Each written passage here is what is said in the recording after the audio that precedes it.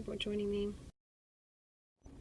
Always empowering success dreams. I'm in the car waiting, so I thought I'd put on the light and do a quick scope for you guys. I was at church. Hey, Brian. I wanted to share some. I always share these little devotionals, I guess, and it made me think about just my life and what I needed to do to be a better leader. So we wonder, if we're really leading and we're when we try to be a leader. So these questions help me. So number one is, if others knew my life intimately, would they want to follow me? And so it talks about, this question, of course, covers the Christian part of the Christian leadership. If you're not living a way that you model Christ, if you're not living a way Christian should. And so I think that always wonders how people look at you, if they really know your true self, because, maybe on social media you portray who you want to be, or maybe even a character of who you want to be like. But if they really knew who that you are, would they still want to follow you? And I think that shows how you can truly be genuine and sharing more things about who you are. So try not to be selfish in who I am, and trying to share every way and it's hard because you don't want people to know your intimate life and certain things about it, but yet you want to share it in a way that shows your genuine self, that you are the same person. You're not like two different types of people, right? Or you're two different characters. And I think that's tough for some people to pull off. And so it makes me really think about how I walk through each step of my life. Number two is, am I uncomfortable with the status quo? Even when things are going well, strong leaders are always praying about and seeking the next steps to accomplish God's best. If you're comfortable where you are, with where you and your church are, you might be in maintenance mode, or rather than leadership mode. And this one is just understanding where you are right now and where you want to go. And I think that's, hi McDade, thanks for joining, is very powerful to understand that you have a new place where you're at. Because if you're at a comfortable place where you're at, then you got to be uncomfortable and moving somewhere else. You have to change things. You're like, I got comfortable where I'm at.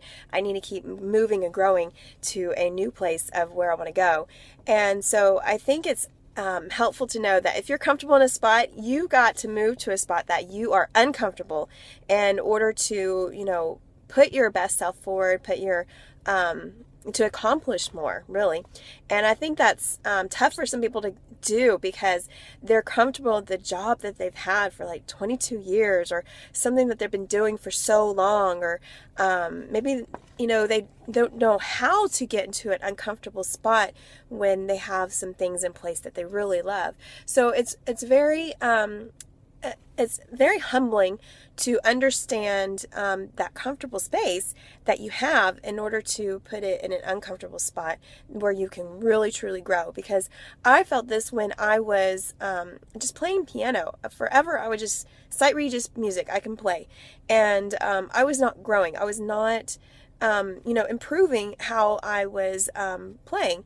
And so then I realized I really need to be working on some harder pieces and be working to make them better. I need to work on the same piece, over and over. Can't be comfortable and just playing these easy pieces over and over, or, different pieces, just the easy pieces that I know to play. I need to play something that I'm uncomfortable with, that it's beyond of what my potential is in order for me to grow. So think about that as you are, even with your Christian life or in your life, period, right? And number three is, do I have a picture of a bright future? This question is the vision question. If you aren't able to see what God might want to do through your ministry in the future, or you've simply given up on the future, you're probably reacting more than leading. And that is powerful to know where you react and where you can lead.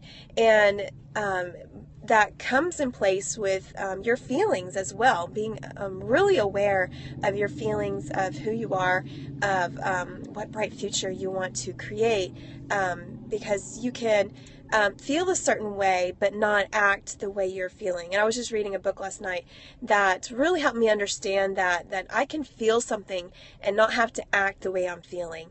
And that is so powerful when you are aware of that factor. So I wanted to share those little insights. There's about 9 questions and my battery's going low. So I'm going to go ahead and end this now, and I might make another scope a little later about the 5 more questions to help you determine if you're a Christian leader. Thanks for joining, Jeremy. I hope you catch the replay of my 3 excellent tips, and catch more of my devotions at my blog, www.aliciastringer.com. Thank you guys for watching.